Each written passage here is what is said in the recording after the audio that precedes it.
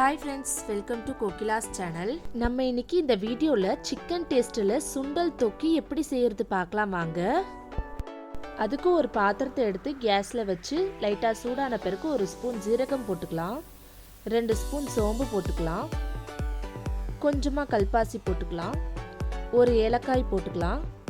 4 துண்டு பட்டையை போட்டுக்கலாம். ஒரு அன்னாச்சி பூ, அப்புறம் 2 லவங்கம் போட்டுக்கலாம். 5 முந்திரி போட்டுக்கலாம். எல்லாத்தையும் நல்லா வறுத்து விட்டுக்கலாம். சிம்ல வச்சு ஒரு 2 நிமிஷத்துக்கு நல்லா வறுத்து விட்டுக்கலாம். இங்க பாருங்க, நல்லா வறுபட்டுடுச்சு. இது எல்லாமே நல்லா ஆறின பிறகு ஒரு மிக்ஸி ஜார் எடுத்து வறுத்து வச்சிருக்க எல்லாத்தையும் இதுல கொட்டிடலாம். எல்லாத்தையும் கொட்டிட்ட பிறகு நல்லா க்ளோஸ் பண்ணிட்டு அரைச்சி வச்சுக்கலாம் ஒரு பக்கம். இப்போ ஒரு பாத்திரத்தை எடுத்து ஒரு 3 ஸ்பூன் எண்ணெயை ஊற்றிக்கலாம். எண்ணெய் நல்லா சூடான பிறகு ஒரு ஸ்பூன் கடுகு போட்டுக்கலாம். நெக்ஸ்ட் 1/2 ஸ்பூன் சீரகம் போட்டுக்கலாம். 1 ஸ்பூன் சோம்பு போட்டுக்கலாம். எல்லாம் நல்லா பொரிஞ்ச பிறகு ஒரு வெங்காயத்தை கட் பண்ணி வச்சிருக்க அதை போட்டுக்கலாம். எல்லாமே போட்ட பிறகு 1/2 ஸ்பூன் சால்ட் போட்டுக்கலாம். அப்புறம் கொஞ்சமா கருவேப்பிலை போட்டுக்கலாம். இப்போ எல்லாத்தையும் சேர்த்து நல்லா வதக்கி விட்டுக்கலாம்.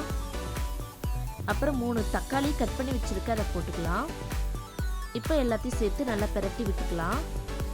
வெங்காயம் தக்காளி நல்லா வதங்கின பிறகு 2 ஸ்பூன் இஞ்சி பூண்டு பேஸ்ட் போட்டுக்கலாம். அப்புறம் ஒரு 10 பல் பூண்டை உரிச்சு வச்சிருக்க அதை போட்டுக்கலாம்.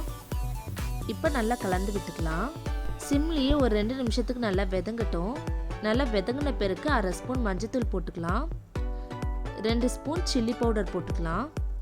இப்போ எல்லாத்தையும் நல்லா பிரட்டி விட்டுக்கலாம்.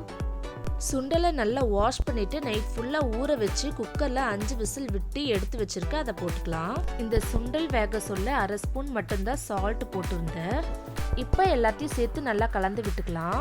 அப்புறம் 1/2 கிளாஸ் அளவுக்கு தண்ணியை ஊற்றிக்கலாம். தண்ணியை ஊற்றிட்ட பிறகு இப்போ நல்லா கலந்து விட்டுக்கலாம். இப்போ அரைச்சி வச்சிருக்க மசாலாவை இதில் போட்டுடலாம்.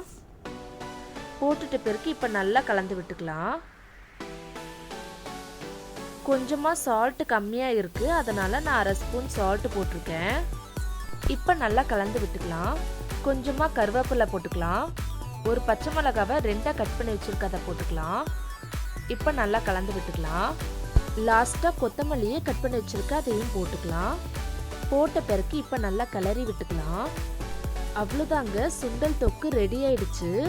இதே மெத்தடில் செஞ்சு பாருங்க, சிக்கன் தொக்கே சாப்பிட்ற மாதிரி இருக்கும். அவ்வளோ டேஸ்டாக இருக்கும். இதுக்கு சப்பாத்தி, பூரி, ரைஸ் கூடலாம் பக்கமான காம்பினேஷனாக இருக்கும். கண்டிப்பாக நீங்களும் ட்ரை பண்ணி பார்த்துட்டு எப்படி இருந்துச்சுன்னு மறக்காமல் சொல்லுங்கள். ஓகே ஃப்ரெண்ட்ஸ், இந்த வீடியோ உங்களுக்கு பிடிச்சிருந்ததுன்னா லைக் பண்ணுங்கள், ஷேர் பண்ணுங்கள், கமெண்ட் பண்ணுங்கள். மறக்காமல் சப்ஸ்கிரைப் பண்ணிவிடுங்க. Thank you friends, Tata.